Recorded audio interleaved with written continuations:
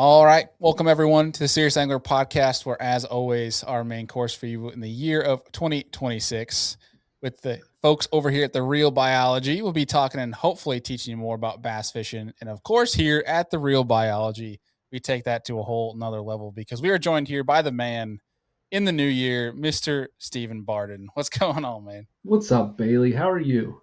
I'm good, dude. It's been, we haven't done a podcast together in about a month. I know I the mean, the don't folks give have been in the everybody the DMs. behind They're the like, scenes. say what? Don't give everybody the behind the scenes of when we Oh, they've been in the do and do DMs. not They're like, record. where are our real biology episodes? They were with the pitchforks. They missed one episode and they're like, you guys are terrible. We want this content. We want it now. But hey, Yeah, they got it yeah. now. So they'll settle down a little bit. But we got a lot of It'll be questions great. for the show. Yeah, so we're gonna do questions today, right? Like no guest, just you and I, starting 2026 the right way with the fans and the With the fans. questions. That's right. Well, we got a lot of catching up to do, man. Because you've We been do. before we get into the questions, because we got a lot of them, and which appreciate you guys coming up big and always submitting this stuff. Um, DMs are always flooding with real biology questions, emails, things like that. But dude, you've been like halfway around the world basically since the last time we had you on a podcast. That's so true. It's kind of our off season, to where I can travel, I can enjoy. Wife and I took a fun vacation to Ireland. I went to Ireland for the first time, drove on the wrong side of the road. Enjoyed the wrong side of the On vehicle. purpose? Everything was just opposite day. Yeah, you know, just steering wheels on the opposite side. You drive on the opposite side. You go the wrong way around a roundabout, and it's all what they do. Um, Enjoyed that. We got to see castles that were built in the 11th century, 12th century. We don't have anything in the United States that's that old and still standing and well documented. Like we got to see some what the old world was like, and then we came back and then we spent Christmas, week of Christmas in a Caribbean island, enjoying. You poor thing. Well, we originally thought what we were going to do is go enjoy warm weather when it was cold in Texas. It turned out it was 75 the whole time. It is still 70 degrees as we record this. So we're just Dude, not going to do winter. it's January 9th as we record this episode. Okay. It Yeah, is really. I don't know. 50 degrees here in New York. Yeah. Have y'all had snow? We've been pounded. We've had actually a brutal Uh, winter thus far. Like I went for a run outside yesterday and it was like high 30s and it felt like summer. And because we've okay. been in the teens, in the 20s, like Okay. just not like thankfully, knock on wood, we haven't had the 5 feet in one day kind of snows, but we've had like a Right. couple feet here and there on some different days and it stayed. Usually when we get those crazy snows, it'll get like 40 degrees for a couple days and then it'll turn to mud, where we just had blankets of snow for weeks on end, which was awesome for the hunting season, honestly, Uh-huh. to for that to wrap up. But we've been a pretty like actual wintry winter this year, like consistent cold and snow, and finally got a couple days of some warmth. Like tomorrow, wife and I we're going down to Pittsburgh to watch a Penguins game, and it's gonna be Oh, nice. 65 degrees. We're like, Love it. I don't know what the heck to do. Why aren't But you fishing? well, it's a little bit iced up, and we had the Penguins tickets were actually my birthday present, so I would have Okay. rather gone Okay. fishing, but Okay. it's a little date weekend with the wife, so I can't do that. She's gonna Good. let me go fish in Florida for 2 weeks, so When figured do the you do that? so I leave at the end of this month. I leave in 19 days to go Okay. down. I'm actually gonna go to Georgia first, hang out Okay. with my buddy Louis Delgado, who does the Kayak Fishing Weekly show. Rudd's gonna be with us. We're gonna go for some spotted bass Lanier, maybe some shoal Okay. bass action in some of the rivers and creeks. And then we're going to Kissimmee Chain for the first Bassmaster kayak event of the year. And I'll probably hang back a couple days and do some saltwater stuff. That's great. That's Yeah. great. So if you let me do all that, the least I can do is if we can go down to Pittsburgh for a weekend. Absolutely. Yeah. And I'm headed to Florida as well, so And we might maybe cross. we'll do a live show. Yeah. Yeah. We'll find each other on the thruway. do it So window to window. that seems about right. Yeah. You see some random truck with a kayak trailer, a Yeah. caravan of kayak trailers, I'll say. You'll know it's Yeah. us. Dude, you did something pretty cool though. You sent me a video of. We got to talk about it again. We've talked about it on this show a couple times, but it still blows my mind the fact that you guys go diving with tarpon in the middle of the night. That was so. I sent Bailey a video of a 5 foot tarpon eating a blue tang. I think that's what it was. It was, I don't know, 7:30 at night. It's Caribbean, very dark, and it's just flashlight. I don't know if you put it on here. I don't know how you do that kind of stuff, Bailey. But I that was can. an accident. That was a total accident. Um, Casey and I were diving, and I spotted an octopus out in like 30 foot of water. And so we were actually finishing up a dive. We had already been out for an hour, and we spotted an octopus. We check our air, and we're like, we both still have plenty of air. Um, So we just went and hovered on top of this octopus and we're like flashlighting. I was holding my flashlight so she could record it. She's recording on her phone. And we're just watching this octopus like move around and it's grabbing fish and grabbing shrimp and like eating them. And we're just enjoying that. And then the octopus kind of moves. It inks underwater like a soap fish comes to it. So it blows ink. I'll send you a video of that too, Bailey. Sorry. So it blows ink and like swims away. Yeah. We get back up to it. We watch it for a few more minutes, and then it's like, hey, the air's getting a little bit of low. Like it's time to go back. Let's make the swim back. So we turn around, and I clipped the end of the video because we turn around as the tarpon swims up to us, and it pegs that me and Casey are going back, going shallow, and she just happened to leave her video on. So as she's turning, that tarpon comes from underneath me, and that blue tang and I and Casey, none of us knew that was about to happen. We do that all the time, but we didn't know it was going to happen at that moment, and it smashed it, dude. I mean, Yeah. you saw. Yeah. You guys are out here just bird dogging for tarpon in the middle of the night, So 30 foot down in the ocean. listen, anybody who's a diver, anybody who wants to experience diving, the place we go, it's called Buddy's Dive Resort. I mean, they'll teach you how to dive there. They'll give you the flashlight. Casey and I, we did, I don't know, 54 dives this year. Um, Somewhere like 90 hours underwater. We usually do long dives, hour and a half, hour 45, something like that. But you can do short dives, you can do shallow water, whatever. But at Buddy's Dive, they're used to people basically every day coming out and night diving. So the tarpon have figured it out. And once they find a fish head like me, I don't mind helping them. I don't Yeah. mind figuring out like if I spotlight this fish, it's gonna sit. Um, it's fun to watch. It's just like those docs you see on social media, the ones you're not allowed to fish, where the people feed them all the time. Like they're not dumb.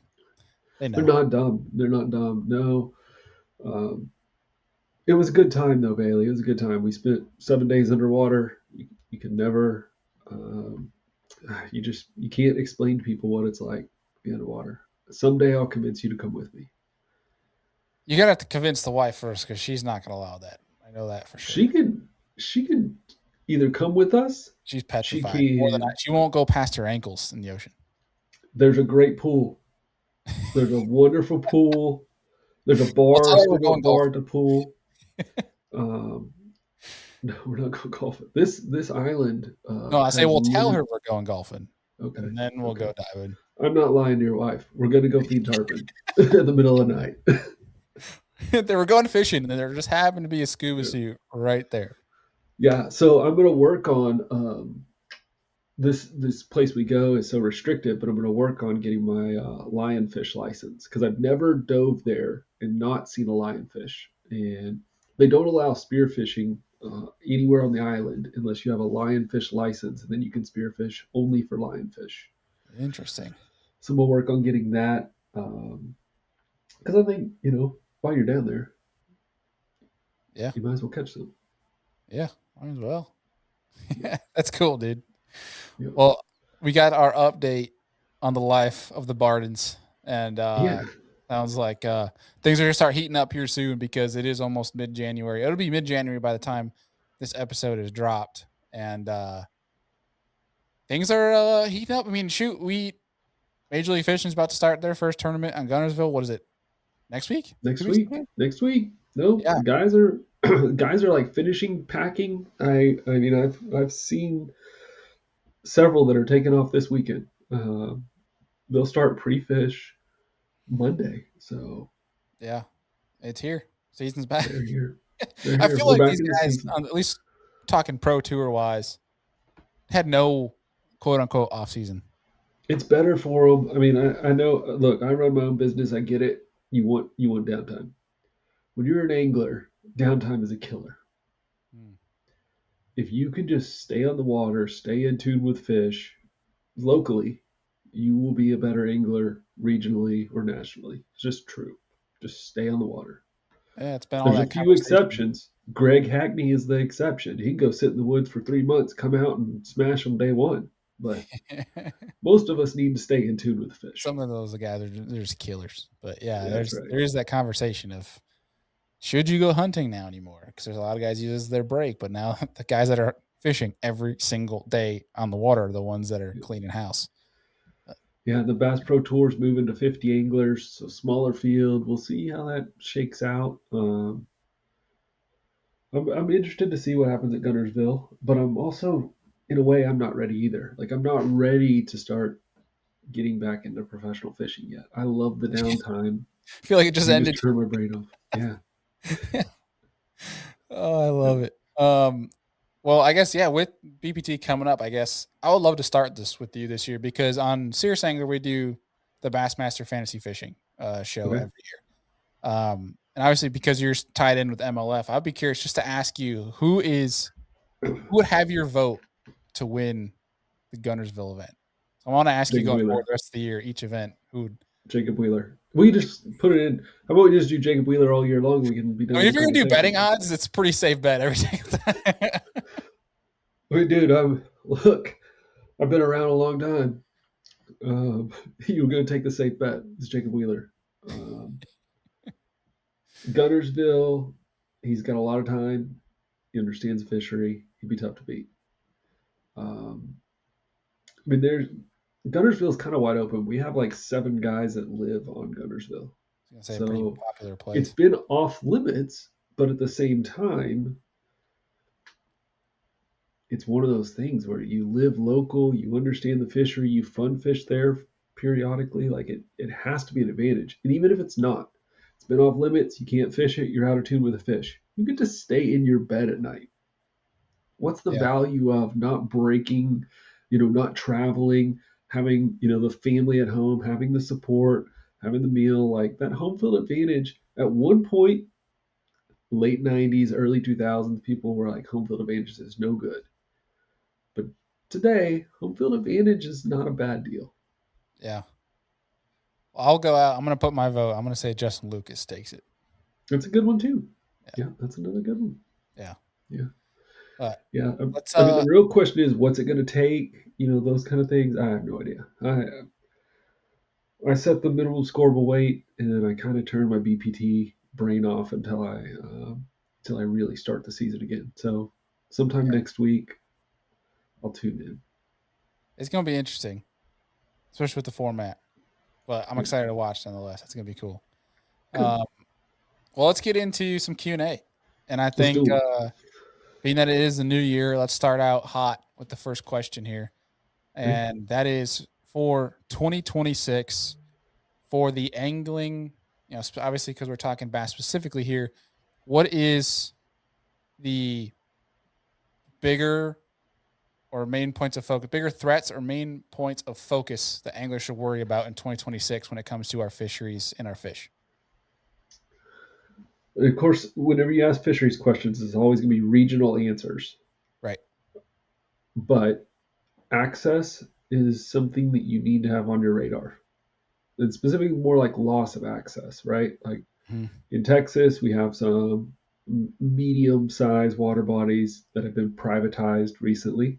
The electric company sells out. Um, we lose access. In coastal areas or Louisiana, we have privatization of land. We lose access. We have marinas that are being built. We have HOAs. We have all these things that kind of prevent us from accessing our fisheries. And if access is a local issue for you, you need to be part of that conversation and figure it out because the angling community, we think it's really big. But whenever it comes to any water body, angling is a very small part of what actually happens in and around a fishery. You have recreational use, you have utility use, you have homeowners, you have all these other groups, Yeah. and we need to ensure that we continue to have access to good fisheries. And then outside of that, I think maybe a it's less of what is the issue, or maybe it's more of how do I engage in the conversation correctly? How do I avoid the rumors? How do I avoid the Yeah.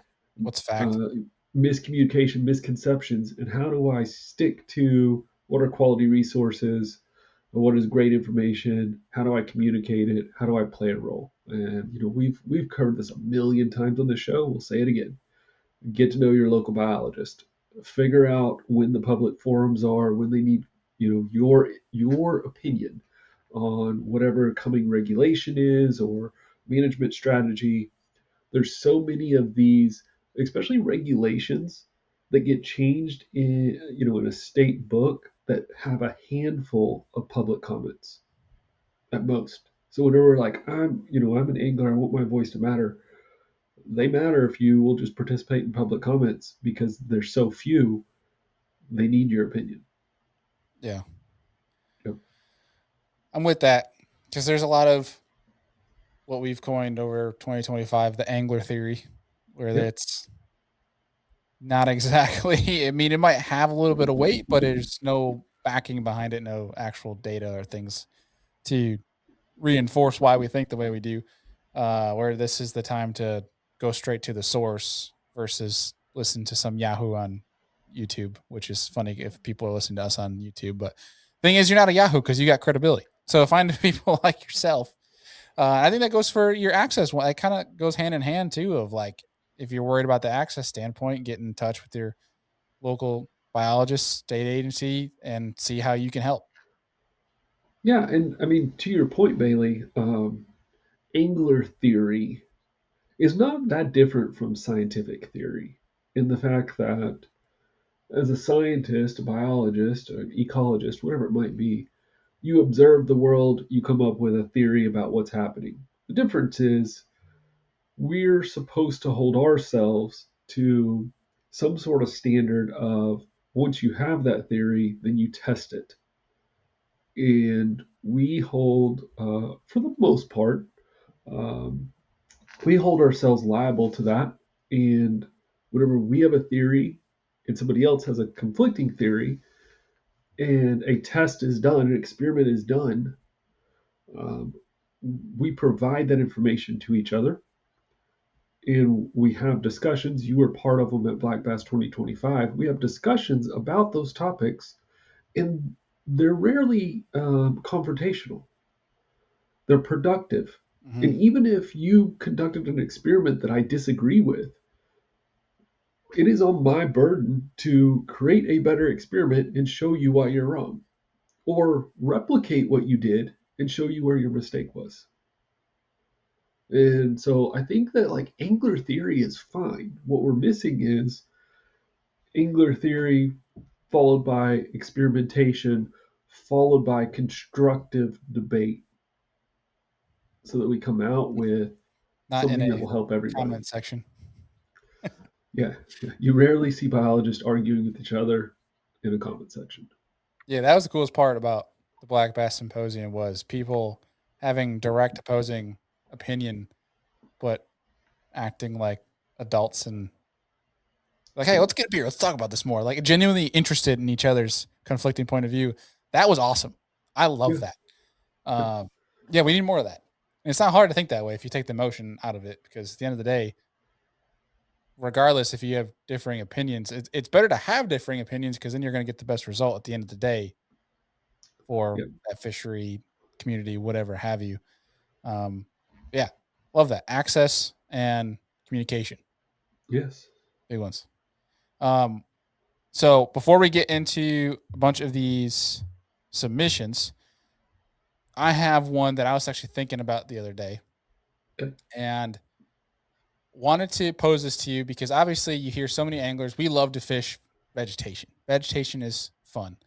Yep. I think that's because for us anglers, for the most part, it provides a targeted piece of cover, something that is allows us to break down a fishery a little bit easier and just is more of a I don't want to say emotion, but like it's more fun than just going around in open water, if that makes sense. Yep. My question to you. So when we talk about fisheries that are whether they're being sprayed, things like that, whatever the case may be, a fishery with or without vegetation, do bass actually need vegetation to have a healthy habitat ecosystem, or is the only conversation about keeping grass alive is because of purely how we would like to fish and like to catch those fish, if that makes sense? All right, well, mark it down. We made it 21 minutes into 2026, and now we get the long tirade about something, right? Like, this is going to be, we might as well just cap the episode. Like, we were going to do Q&A, everybody, but now we're going to do vegetation. Because I think that, I think that if we're going to have this open, cool conversation, it's just you and we don't have anybody else, um, we might as well, like, get into some of the detail. Okay. Okay. So, bass are sight feeding predators. They can use their lateral line to feed. So, whenever we talk about a fishery, the color and clarity of the water is really important for efficiency of feeding. Okay. Colors dictated by nutrient level, because that drives plankton populations, or by watershed and immediate land practices, because that could provide sedimentation or turbidity. You can then layer in weather, because seasonally plankton production is going to go up and down, species diversity is going to go up and down. Some weather events may change turbidity. You can also layer in time of day, and that color and clarity is going to change. I say Okay. all that because if I was on strictly I want to produce the most pounds per acre of fish. The most efficient way to do that is to create a fishery that has between 18 and 24 inches of visibility, that is driven on phytoplankton. That phytoplankton would be consumed by a fish species as quickly as possible. So I'd want as few steps in the food chain as possible. So phytoplankton could be consumed by zooplankton. Phytoplankton is microscopic plants that give water a green color. Zooplankton are basically microscopic animals that consume phytoplankton that give water kind of a brown to rust color. So you'd want more phytoplankton, approximately 18 to 24 inches of visibility. That is max production. Those zooplankton would eat them, and then I want something that eats those phytoplankton or zooplankton. So like a threadfin shad feed directly on phytoplankton. And then I would want my bass to eat threadfin shad. That is a very productive fishery that produces the most pounds per acre possible. If I was in aquaculture, trying to raise catfish in like farm ponds or bluegill or even bass, like that's the kind of system that I want. Aquatic plants absorb nutrient. So the same things that grow phytoplankton grow aquatic plants. Therefore, as aquatic plant density increases, they're larger in surface area, so they can kind of pull a lot of that nutrient more efficiently. They're often also rooted in sediment, so they can pull nutrient from the water column and from the sediment. Mm. So they can grow and expand and get larger and compete directly against the phytoplankton. Now, this is not a bad thing, it's just a fact. Yeah. They're going to reduce phytoplankton. If plants grow at a high enough density, they create water clarity. So you will notice that as plant density increases, water clarity increases. Hmm. That means our production, pounds per acre, is decreasing in that fishery. As as we get extreme and we start talking of 20 or 30 foot of visibility, that's now at the extreme, that production, pounds per acre, is lower than that, of course, that max production or something in the moderate. Now we have what we call trophic levels in fisheries. That's a measure of production based on that color and clarity that we basically define every fishery as eutrophic, mesotrophic. Um, we do this in a way so that we can compare a fishery in New York to a fishery in Texas based on just the productive level of plankton. So that's on a purely how many pounds can I produce part of the statement. I said in the beginning, bass are also visual sight feeders. Right. So you can push that system to where you actually go beyond your too productive, and whenever you become too productive, you get some water quality issues, or if it's a turbidity that changes that color and clarity, the bass can be less successful at capturing forage. So even though you can produce a lot of pounds of food, the bass can't eat it efficiently. Hmm. Plants help concentrate food. So a lot of the food items, your sunfish species, your crayfish species, they're gonna be around the plants. So as plants start to grow in a very productive system, they create a little bit of clarity. They also create habitat that helps juvenile fish. Plants allow small fish refuge to escape predation. So not only are they providing kind of this source or this place that your bass could capture fish more easily, they're allowing juveniles to survive better, so then in theory, there's more of them.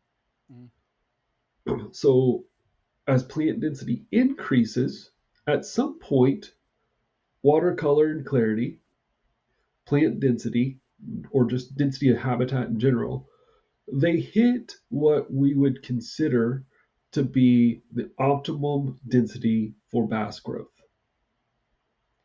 So a mixture of both at some point will allow those predators to effectively hunt and the fishery to produce the amount of forage that it needs and can to support that bass population.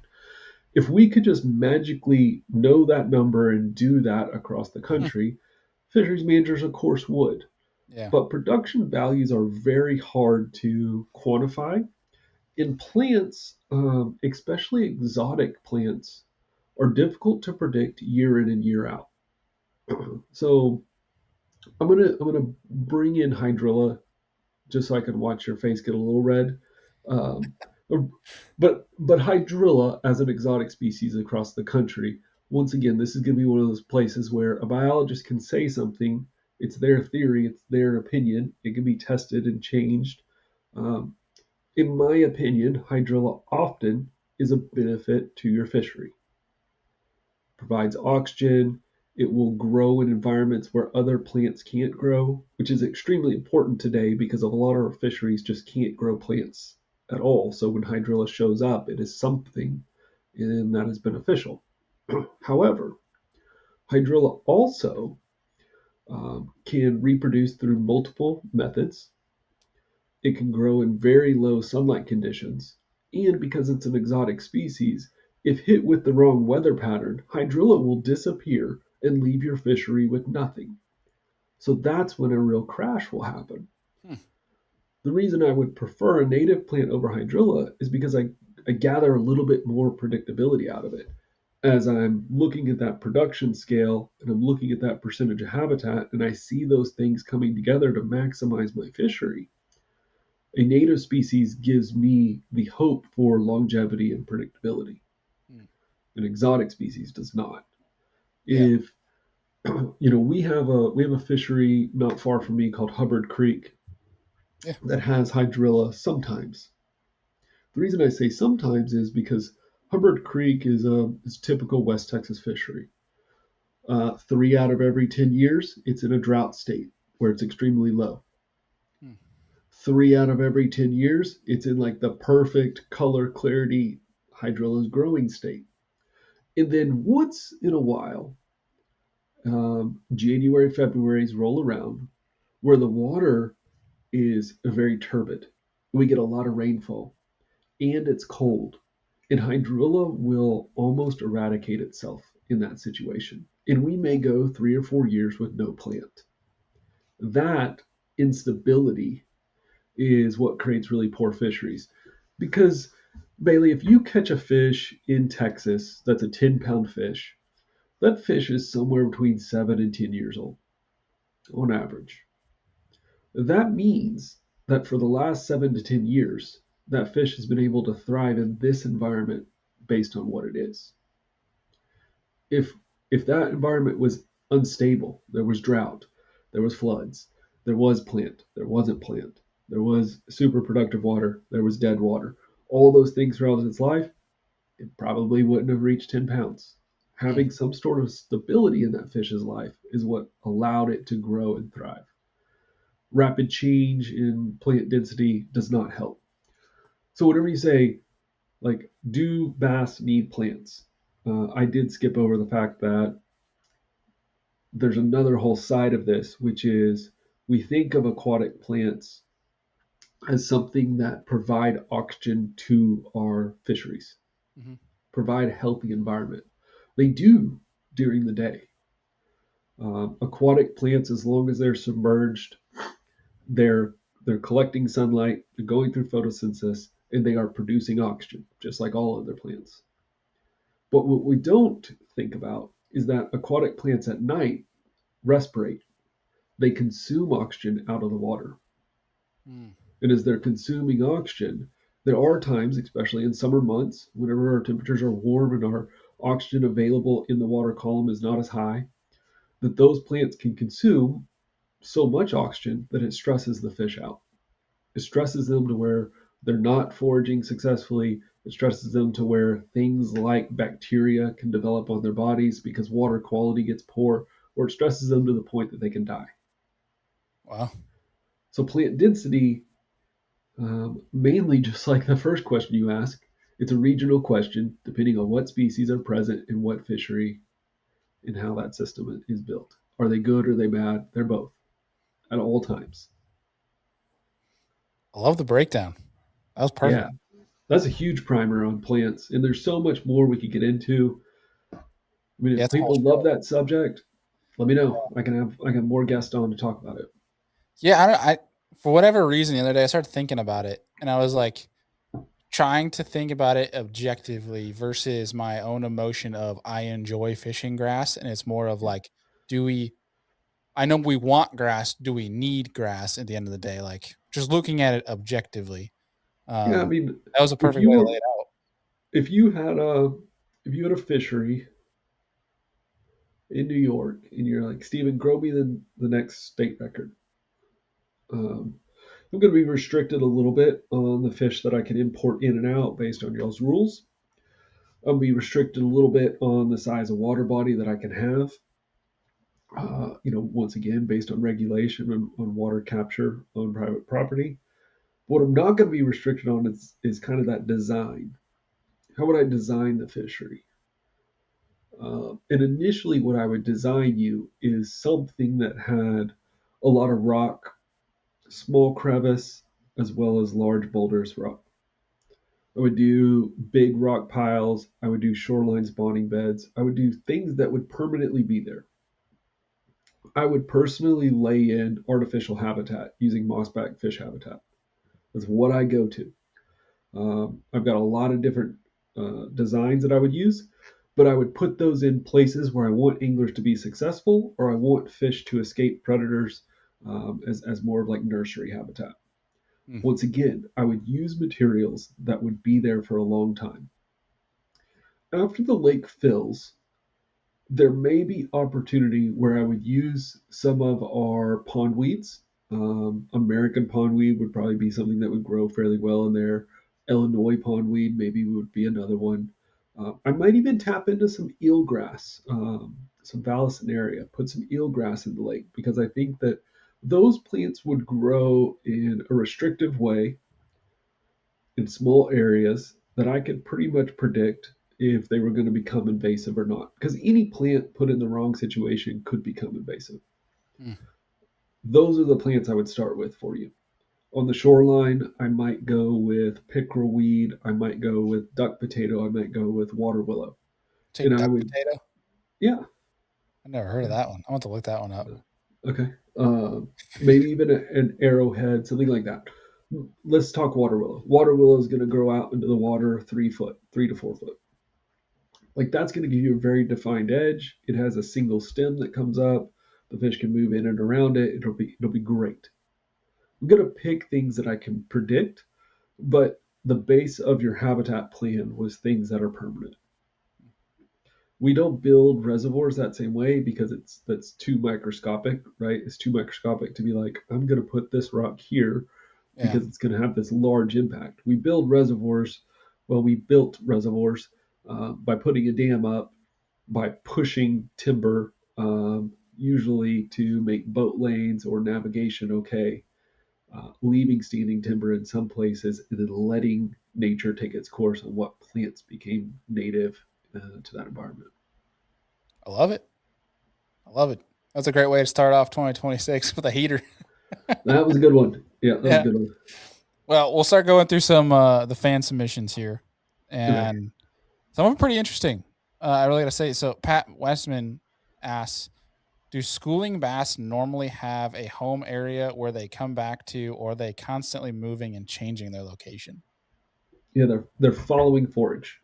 Schooling bass are following forage. So you're going to have some sort of nomadic forage that's going to be pushed based on current time of year, um, types of habitat available. We think of some schooling fish. We think of definitely during like the shad spawn. We think of those fish because they're pushing shad that are already in shallow water. They're pushing them against the bank, and it's easy for us to visualize. Well, when shad are not spawning, they're out in the middle of the lake, and depending on the species, or even herring, depending on the species, they're consuming plankton, zooplankton, macroinvertebrates. So wherever their food source is where they are, and wherever they are is where the bass are. I love it. Yes and no to that question. Basically, if the bait stays there, the bass are going to stay there. If the bait leaves, the bass are Absolutely. going to leave. Yeah, but every fish has a home range. Yeah. So, I guess the real cool question, and I don't know the answer, would be something that we would propose to somebody else to study, is if we tagged schooling fish, do schooling fish stay schooling fish all the time? Or do schooling fish participate in a school when forage is available and then become loner fish when it's not? I would love to picture it as like hockey with line changes. They chase bait for a Exactly. while, and they see a log. Yeah. Like I'm going to chill out for a while, and they see bait again. They get after it, and they see plant a Yeah, rock. that's exactly how. I mean, that would be my visualization as well. That's a great line Yeah, change. that'd be cool. And obviously, like to your point earlier, I'm sure that is also region dependent, fishery dependent. Like that Always. study from Dwarshak of the smallmouth, like how Yep. much they move. That still blows my mind. We still got to get him on the show because I'm still dying We to do will. that We will, just so that we can let you have one. your day in the sun, man. Man, at Black Bass 2025, I heard about this guy every 20 minutes. It's just Bailey so cool to has see how far smallmouth would go. It was just impressive. Bailey has a man crush on a biologist, and it isn't me. I wouldn't say a man crush. I would. a I would. You're making me superior jealous. interest in their study, I would say. Whatever helps you sleep at night, Steve. All right, next one I got for you. And I know we've talked about this before, but I think it'd be good to resurface some of these different conversations. Okay. B2M Fish asked, "Can smallmouth and largemouth make hybrid babies?" They can. They can. It is not frequent, but it happens. It's called a mean mouth. We get the term mean mouth used a lot whenever we're talking about hybrids between species, but we officially call a smallmouth, largemouth, a mean mouth. And often state records in smallmouth, whenever they're genetically tested, Um, when smallmouth are non-native, like in Texas, you test a potential smallmouth record, and it is a meanmouth. I think of one that happened here in Texas maybe 3 years ago on OHIV. Angler caught a meanmouth, and pretty obvious whenever you see them. Now, can smallmouth and spots do the same thing too? It can, and that's one of the biggest issues with Alabama bass Right. is Alabama bass freely do it with all three, where smallmouth spots and smallmouth largemouth, it takes exceptional conditions for that to happen. Um, one species is usually in a superabundance, the other is in a minority.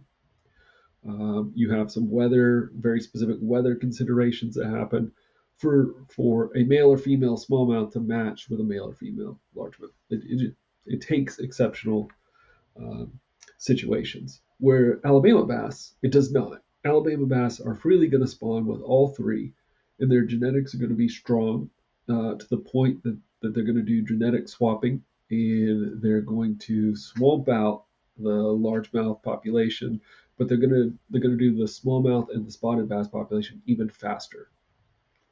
It's a tough gig. Yeah. I I'm sure we'll be having more shows specifically on the whole Alabama bass issue Yep. going. Yeah, and this is the hard part about fishery science. In part of the debate that will roll on in 2026 is even, what is a species of fish? Is largemouth bass a different species than Florida bass? If you go back to like junior high biology class, you were taught that a species is something that spawns with a like individual and replicates itself to create a like individual. Mhm. And that two species, when I used the word spawn, I'm sure I did the first time, but whenever two species spawn together, um, what you should have is a sterile hybrid. And what we don't have, if a largemouth and a smallmouth spawn together to create a meanmouth, that is a non-sterile hybrid. Mm, So though that fish could then replicate itself. Same thing with Alabama. That's why Alabama bass are such an issue. Their yeah, offspring are not sterile. So therefore, are those even two different species? right. And then there come full circle is for people that might not be up to speed on it, the big issue with Alabama bass. Alabama bass is you might eventually just have fisheries become entirely all mean mouse, correct? Well, I mean, with Alabama bass specifically, they'd be all Alabama bass. All of it, yeah, out competing smallmouth and largemouth in the fishery. Yeah, yeah, Yeah. because there's also this weird thing about how genetics work. Sometimes you have these heritable traits, and Alabama bass's traits are stronger. So the offspring resemble the Alabama bass at a greater extent. Got it. And then subsequently, reproduction, they pass that Alabama bass traits on at a greater percent. So, Perfect. Well, we will definitely be having more shows about exactly that. Next one here from Chuck and Fish asks, do bass really feed up for winter or do they get fat because of lower water temps slowing their metabolism? yeah, the answer is going to be both. So slows their metabolism, but it doesn't slow it to zero until we get extremely cold. As we feed up to winter, let's call that fall. The bass, there's nothing in the bass's brain that says, now I need to eat more food. But there is, in the summer, your metabolism is so fast, um, but so is environmental stressors. So there's a point in the summer where they're losing weight. Okay, and as summer cools, the metabolism slows, but the thermal stressors slow, and the thermal stressors basically go away. Mhm. And forage is now abundant and available at an edible size. Because we don't, as anglers, I don't think that we play enough attention into the life cycle of forage. If you think about, just like we know that the bass spawn and then fry are born, and then we have fry garters. We, you do realize that all of that is happening with the forage as well. Now, you may not have fry garters, but you have fry forage. And that fry forage has to grow up to be an adult. And that's going to happen faster for them because they don't grow to a large size like a bass would. So they Mm. have to grow to an adult size throughout the year so that the next year, or maybe even some, depending on species, same year, can become sexually mature themselves and begin to reproduce. So whenever we're talking about forage, as we progress through the year, the forage size is getting larger because that was what was born and is now grown to that size. And as we're Mm. talking about feeding up, your metabolism is slowing with water temperature, but your forage size is bigger. Your vegetation in certain types of habitats are going away because they're becoming winter dormant. So the forage is becoming more available at a larger size. So therefore, they don't need to create fat deposits. It's not like a bear that's trying to preserve energy, Right. but they're consuming forage at a higher rate because their metabolism is now at a rate where they can optimally grow. We've talked about in the past that there's an optimal growth temperature Mhm. somewhere between 68 and 74, 76 degrees is the optimal growth temperature for largemouth. Mm. For you, there's not a lot of days that hit that No. optimal growth. No. For us in Texas, it's it's mid-January and we are just barely below that optimal growth temperature because it's been so warm. Y'all are in the So 60s? it's 78 degrees outside right now. God, water in the Yeah, I 60s in mean, January is crazy. our water temperature, I mean, I have fish spawning right now. That's that's insane. Yeah, yeah, I have fish on beds at some of my clients' lakes, and their fry most likely won't survive because we still will get winter freezes, and they won't have time to grow to a survivable size. But they're on beds today. I remember coming out So, in early March and the yeah, waters was still like one of the fishers was still high 40s. yes, yeah, That's crazy. we It's just haven't, a warm winter for you guys this year? yeah, we haven't had it. We haven't had winter. What are you talking about? Wow. It's t-shirt and shorts out there. That's crazy. No, It's we have t-shirt and shorts for me, morning. but it's in the 50s. Yeah, we have morning time temperature. I mean, we'll drop overnight. Let's say tonight we'll probably get to 40, 38 maybe. Hmm. So, I'm not saying that water temperature is still going to be 75 degrees. That's not what I'm saying. But what Yeah, I am saying is, if you're talking about like this fall feed up, we're still doing it in the first week of January, second week of January, right now. that's impressive. Yep. I like it. Well, we got two more here. Okay. And we'll wrap this sucker up because we got a bunch more we can make for another Q&A. And so this is a call out to everybody that if you're tuning in, you're still listening right now, make sure you guys send us a DM, send us an email of some questions you guys might have. It could even be spin-offs of some of the questions you already heard on this show. Feel free to submit anything you'd like. Uh, so Keats, Matthew, this is kind of more of a fishing one, but I'm really curious to hear your take on this, Steve. Is profile, action, or color more important to fish? Yeah. It's definitely not color. Um, I'm I gonna love this. say I'm gonna say more often than not, in my fishing opinion, it's action. So action, profile, color. That's what I would say more often than not. I see. I love that. Because I watch fish both underwater and forward facing sonar. I have a forward facing sonar on my electrofishing boat. I watch how fish are reacting to electricity. I watch them as we're looking at habitat. Um, you can intimidate a fish with your lure if you're moving it incorrectly. Hmm. You can make a fish stop dead and not come investigate further what your lure is if you move it incorrectly. Color, I don't think we fully understand um, because we are judging color based on surface observations.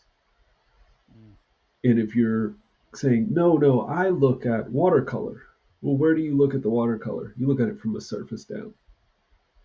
Right.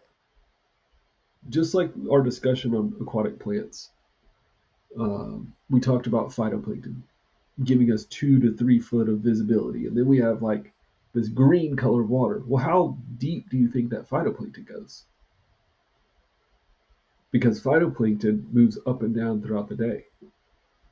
So at times you have plankton densities that are high on the surface. That may mean you have clear water the first 2 foot, and then after 2 foot, your density of your plankton gets high for the next 3 foot, and then below that 3 foot, it is completely clear water because there's no sunlight penetration, there's no plankton density, and you have clarity. Or you may have sediment load that's suspended based on, we get real technical, based on its weight in the density of the water, it may be just suspended in the water column, but not at the surface or not at the bottom. It could be in the water column. If you ever look at your depth finder during the summer and you see like the clouding in the middle, I often describe that as that's your indicator of thermocline. Well, it's an indicator of density of water change. The sonar return changes there in the speed that it gets back to your unit, and that change can be from multiple things: density of water, uh, things that are in the water, plankton, turbidity, whatever it might be.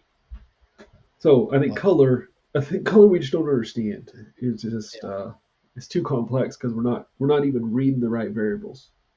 Well, and I love the analogy or the perspective that you put in there of a lot of times as anglers we think too much about from our perspective looking down into the water versus thinking about what's actually happening below the surface of the water. Yep. And The other thing is it is pretty rare for a bass to sit on its tail and look straight up. You know, a fish doesn't look through the water like we do vertically. It's looking through the water column horizontally. mhm. And if Yeah, you thinking take, of a bass standing up. but if you take a 5 gallon bucket and fill it full of water and you look down into that 5 gallon bucket, the visibility is what the visibility is. You put that same water in an aquarium and you look through it, and it looks pretty clear. Yeah, I love it. Yeah. All right, last one for you, Steve. We're gonna wrap this Okay. sucker up. All right, this is from Grape Slush, Love it. legendary Instagram name. Uh, Absolutely. do big bass tend to be more solo creatures, or will they still tend to get in schools or wolf packs of other fish? Yes. Yes. Big fish have defined home ranges, often in environments that are habitat limited. They select the very best habitat locations where forage, water quality, protection all come together, and they push other fish away from that. And then at the same time, during certain times of the year, they allow other fish really close, or they leave the habitat and they go offshore with them. Gary Klein and I fished a private lake in 2019, winter 2019, about this time of year, and we were doing a project with Texas Parks and Wildlife, attempting to catch a fish over 13 pounds. We spent one day chasing the shoreline, catching a bunch of fish. Like we had 98 for the day between the two of us. We Jeez. chased the shoreline, just running a hydrilla line that it was dying off. We're just running the hydrilla line. At the end of the day, we get offshore right in front of the boat ramp, and we found a little hump, 34 feet of water. We catch a group of fish, four, sixes, but then a lot of just skinny, small fish as well. The next morning, we come back out because we're going to continue this project. We start that morning on that point. Catch a couple, once again, 1, 2, 3 pound fish. Gary catches a red ear sunfish that's about a pound and a half, lets it go, drops his drop shot back down, hooks into a fish that turned out to be 13.79 pounds. They mix at times. That fish also, at other times, is very solo. She would have been kind of the cream of the crop. and she would have picked her preferred habitat and had a defined home range that she didn't let other fish into. Those big fish also, they'll eat the other bass too. They'll eat a Yeah. 10-inch bass because that's a great meal. I absolutely love this. And I really someday, Steve, want to do a show from the real biology standpoint with somebody that specializes in whitetail and talk about big buck behavior and big bass behavior because it is Sure. literally exactly the same. It is Yeah. so similar. It's unbelievable. And it's so fun to talk about. But Sure, uh, but you find that guest. yeah, yeah, I'll go find. I just think it's cool to talk about the different correlations from there, and that is something I've shared conversations with a few anglers like Matt Airy about. It's just like it is so cool when you look at the similarities of that because like exactly what you're talking about, like how a bigger fish prefers to be solo, wants the best habitat, and then will now and then, depending on the time of year, get around other groups of fish. That is the same thing with a mature whitetail, and that is what's Absolutely. freaking cool about it. I wonder how when you see certain younger bucks kind of act weary and kind of almost like study when you know there's a mature whitetail like in the area. Like when I shot mine this year, every other buck in that field was just washing it. Yeah. And they didn't turn their heads at other little bucks or anything like that that came into the field. I wonder with bass though, if there's any sort of like when that 13 comes into the school, are they like, wait a second, they just like watch her, like mesmerized. I wonder if there's that same behavior.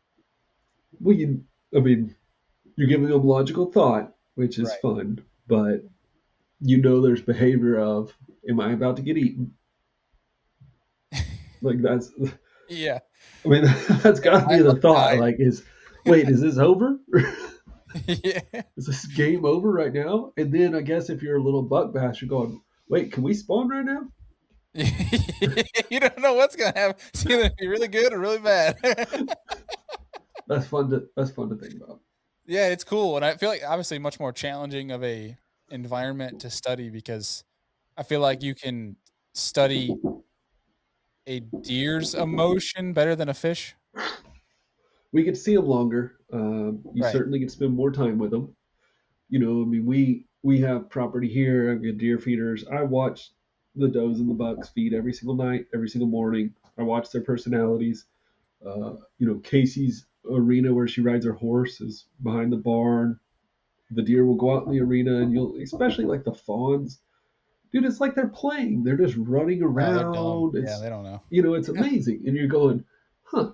That has to be some sort of social dynamic that they need to create. I will also watch those does. Cage They match. kick each other, man. They Yeah, are nasty to each other. But dude. then 20 seconds later, it's like nothing ever happens. I don't know. Yeah.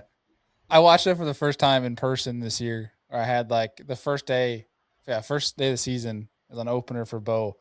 I had like 9 does come by me, and of course, it's a section here in New York, which is lame, whatever, didn't have a doe tag for it. Either way, long story short, I watched these 2 does just full on cage match, like Yes. rock'em sock'em robots for 20 seconds, and then they're back to feeding. It was so it was cool. Yeah. But, Yeah. yeah, it's awesome. But dude, this was an awesome Q&A. Great to be back with the real biology in 2026.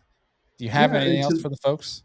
to the audience, we got to know, do you like these kinds of things? Do you not like this? Do you prefer us to have a guest? Do you want us to mix these in more often? Um, it's fun for Bailey and I because we just get to hang out, Yeah. and we hope that you enjoyed it. Leave comments. Bailey will read them. He'll tell me what they say. Um, the questions are amazing.